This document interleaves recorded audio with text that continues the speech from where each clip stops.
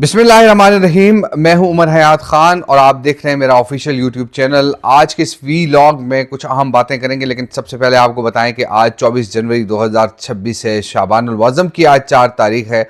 और आज के इस वीलॉग में तहरीके लब्बैक को हासिल होने वाली कामयाबियों के हवाले से हम बात करेंगे। और कुछ ऐसे मामलात हैं कि कुछ ज़राए ये बता रहे हैं कि अल्लामा जो साद रिज़वी हैं या हाफिज़ अनस रिज़वी हैं, उनके हवाले से क्या डेवलपमेंट्स हुई हैं। लेकिन जो मुलाकात हुई थी मुफ्ती मुनीर रहमान और मोहसिन नकवी की, उसमें कुछ मामलात ऐसे तय हुए हैं कि जो यकीनी तौर पर बड़े इम्पॉर्टेंट हैं। और मैंने अपने वीलॉग में कब से जो बातें मैं कर रहा हूँ कि जो तहरीके लब्बैक के मुतालबात हैं, तहरीके लब्बैक के मुतालबात को जो है वो बाकायदा तौर पर तस्लीम कर लिया गया है। और इस पर बाकायदा तौर पर जो कमेटी बनाई गई है उसके हवाले से मैंने आपको कल बताया था। और अब कमेटी की जो पहली मीटिंग है वो सोमवार को तलब की गई है। और इस कमेटी मीटिंग में हुकूमती नुमाइंदे भी जो है वो शामिल होंगे। और इसके साथ साथ जो तहरीके लब्बैक से तो नहीं है, लेकिन यह है कि मुफ्ती मुनीर रहमान की साइड से जिन लोगों को नामजद किया गया है वो उस कमेटी में शामिल होंगे और बाकायदा तौर पर जो बातचीत का अमल है उसका आगाज़ होगा। और जो हमारे ज़राए हैं वो हमें ये बताते हैं कि रोज़ाना की बुनियाद पर तो नहीं, लेकिन हफ्ते में एक बार जो है वो इस पर यकीनी तौर पर एक इजलास मुनक़िद किया जाएगा और इस इजलास में तहरीके लब्बैक के हवाले से गुफ्तगू ज़रूर होगी।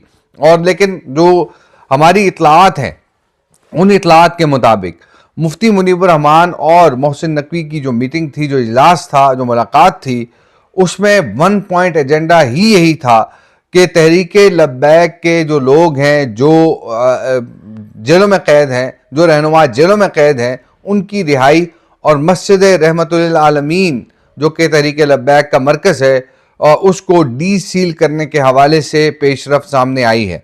और कुछ ऐसी बातें हुई हैं कि जो यकीनी तौर पर तहरीके लब्बैक के लिए खुशखबरी भी है। जाहिर सी बात है कि जो तहरीके लब्बैक के कारकुनान जिनके हवाले से ये कहा जा रहा है कि वो मुरीद के वाक़े में शहीद हुए हैं, इस हवाले से जो मुफ्ती मुनीर रहमान ने हुकूमत से वो फहरिस्त तलब की है कि जो शुहदा हैं, चाहे वो पुलिस के हैं या वो तहरीके लब्बैक के हैं, तो उन शुहदा की फहरिस्त हमें फराहम की जाए ताकि एक जो इबहाम पाया जा रहा है वो इबहाम ख़त्म हो कि हज़ारों की तादाद में लोग जो है वो वहाँ पर ज़ख्मी हुए और सैकड़ों की तादाद में लोग शहीद हुए, तो इस इबहाम को जो है वो ख़त्म किया जा सके। तो इस हवाले से भी पेशरफ्त मुतवक्के है। और जो कमेटी का इजलास पहला तलब किया गया है वो सोमवार को होगा। पीर के रोज़ इस इजलास में कुछ अहम मामलात पर जो है वो डिस्कशन होगी, क्योंकि जो कमेटी बनाई गई है वो कमेटी बड़ी इंपॉर्टेंट है। और मुफ्ती मुनीर रहमान साहब ने ये बात की कि ये कहा जा रहा है कि आपके पास मैंडेट नहीं है और बात करने का इख्तियार नहीं है या मुतालबात को मानने का इख्तियार नहीं है, जिस पर वज़ीर दाखिला मोहसिन नकवी ने कहा कि जो बातें तय होंगी, जो मुआहिदा तय होगा, उस पर वफाकी हुकूमत जो है वो अमल दरामद करेगी। लेकिन एक अच्छी खबर यह है कि तहरीके लब्बैक पर पाबंदी के बावजूद अब तक इलेक्शन कमीशन में तहरीके लब्बैक एक सियासी जमात के तौर पर रजिस्टर्ड है। और जिस जमात पर आर्टिकल 17 के तहत पाबंदी लगती है उस जमात को इलेक्शन कमीशन की जो लिस्ट है उससे जो है निकाल दिया जाता है।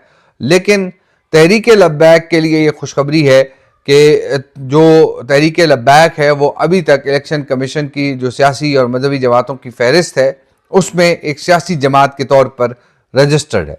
तो ये एक अच्छी खबर है, क्योंकि जो तहरीके लब्बैक पर पाबंदी लगाई गई है वो वफाकी काबीना की मंजूरी से लगी है, वज़ारत दाखिला की एक समरी के ज़रिए लगी है। और इसके साथ साथ पंजाब हुकूमत की जानिब से भी एक समरी मूव की गई थी वज़ारत दाखिला में, और जिसको बुनियाद बनाकर वज़ारत दाखिला ने ये समरी जो है वो वफाकी काबीना को भेजी थी, तो उसकी अप्रूवल हो गई थी। लेकिन अब ये जो पाबंदी है, ये पाबंदी जो है वो इतनी बड़ी पाबंदी नहीं है और ये सिर्फ और सिर्फ वज़ारत दाखिला के एक नोटिफिकेशन से जो है ये पाबंदी ख़त्म हो सकती है। तो इसीलिए ये बड़ी एक मुस्बत पेशरफ्त है। और मुफ्ती मुनीर रहमान साहब को ये यकीन दहानी कराई गई है कि तहरीक लब्बैक पर पाबंदी जो है वो खत्म की जाएगी। ये अहम खबर है। और इसके साथ साथ जो तहरीक लब्बैक के असीर कारकुनान हैं, जो रहनुमा हैं, उनकी रिहाई के मामले पर भी पेशरफ्त होगी। लेकिन उससे पहले एक और अहम बात सामने आई है। हुकूमत ये कह रही है कि अल्लामा साद रिजवी जो है, हाफिज साद रिजवी हमारे पास नहीं है, हाफिज अनस रिजवी हमारे पास नहीं है, और उनकी गिरफ्तारी के लिए छापे मारे जा रहे हैं।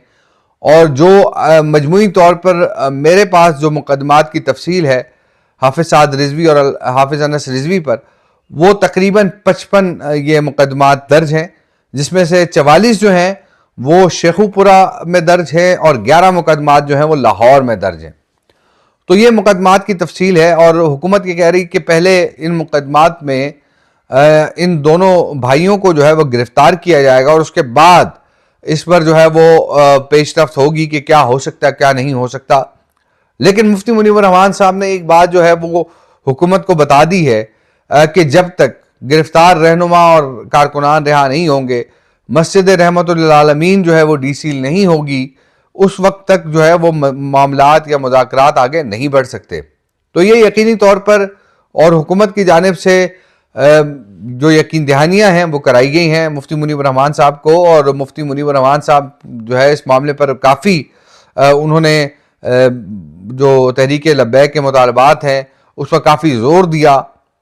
और यही बातें जो हैं वो की गई कि ये 4 जो अहम मुतालबात हैं, जिसमें एक तो तहरीक लब्बैक पर पाबंदी ख़त्म की जाए, और दूसरा जो गिरफ्तार कारकुनान और रहनुमा रिहा किए जाएँ, मुंजमद अकाउंट्स को गैर मुंजमद किया जाए, जो तहरीक लब्बैक की अमलाक हैं उनको डी सील किया जाए।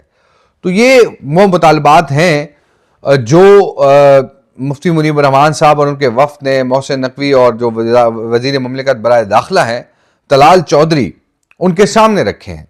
और इस पर ये मामलात या ये मुतालबात मज़ीद आगे भी भेजे जा सकते हैं।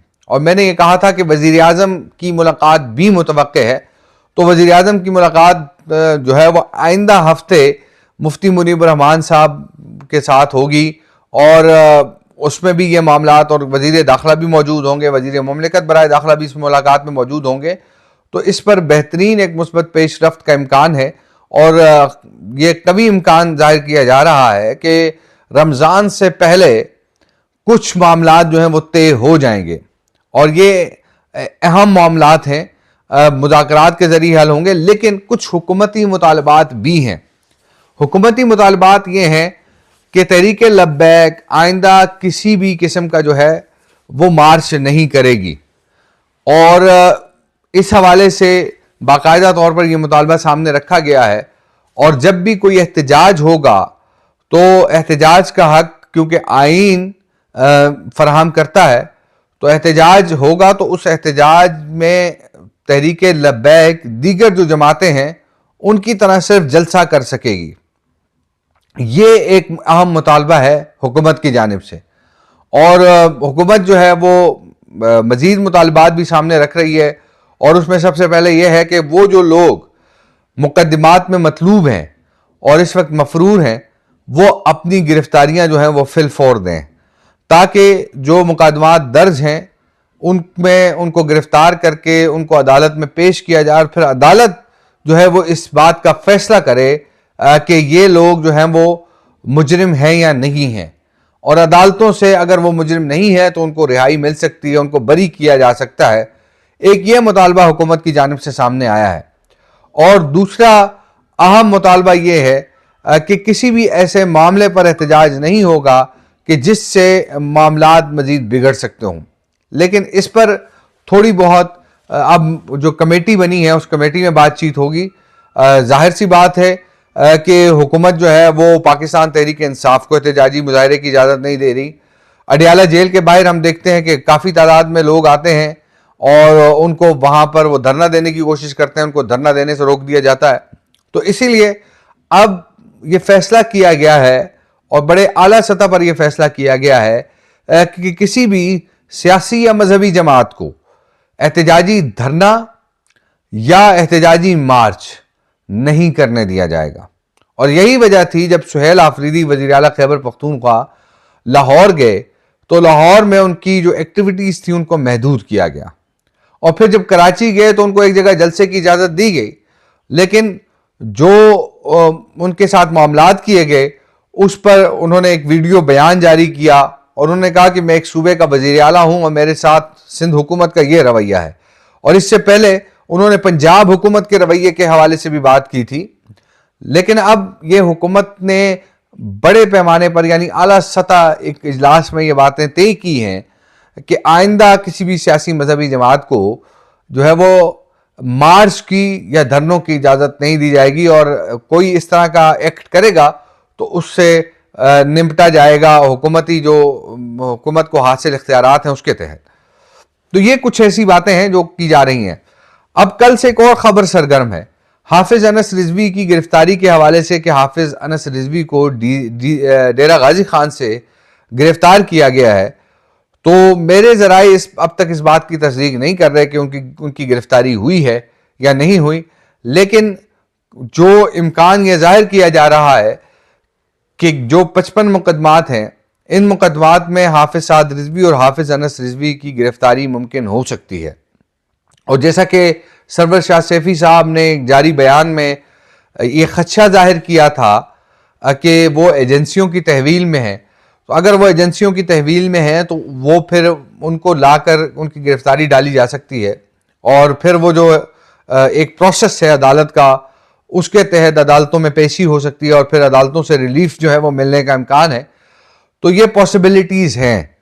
लेकिन मैं आपको एक और बात भी बता दूं कि तहरीक लब्बैक के हवाले से जो मैं अक्सर एक बात करता था कि हुकूमत में कुछ ऐसे लोग हैं जो कि नरम गोशा रखते हैं, और उन्होंने ही एक अहम मुलाकात जो है वो अरेंज करवाई है, और वो मुलाकात उसमें बाकायदा तौर पे चीज़ें जो हैं वो डिस्कस भी होनी है, और शायद कोई ऐसा हल निकल आए कि जो मामलात को बेहतरी की तरफ लेकर जाए। तो ये ऐसी चीज़ें हैं जो आइंदा आने वाले वक्तों में या आने वाले दिनों में इस पर डेवलपमेंट हो सकती है। तो हुकूमती मुतालबात भी मैंने आपके सामने रखे, तहरीक लब्बैक के मुतालबात भी आपके सामने रखे, अहम खबर भी आपसे शेयर की। आप तमाम दोस्तों का बहुत बहुत शुक्रिया। अपना बहुत सारा ख्याल रखिए, दुआ में याद रखिए। अल्लाह निगहबान।